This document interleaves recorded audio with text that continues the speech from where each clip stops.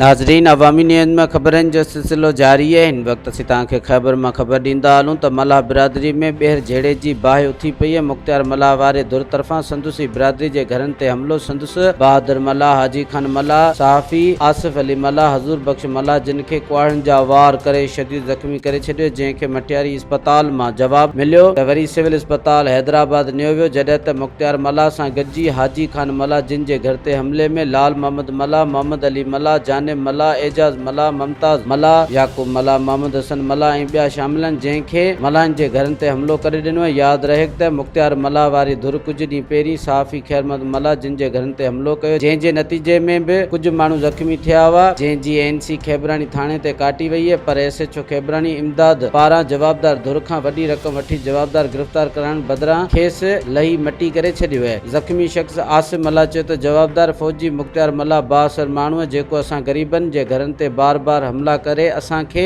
ॾिसण जी कोशिश करे रहियो है। मज़ीद खबरों और तफसीलात के लिए विजिट करें हमारी वेबसाइट www.awamiNewsHD.com।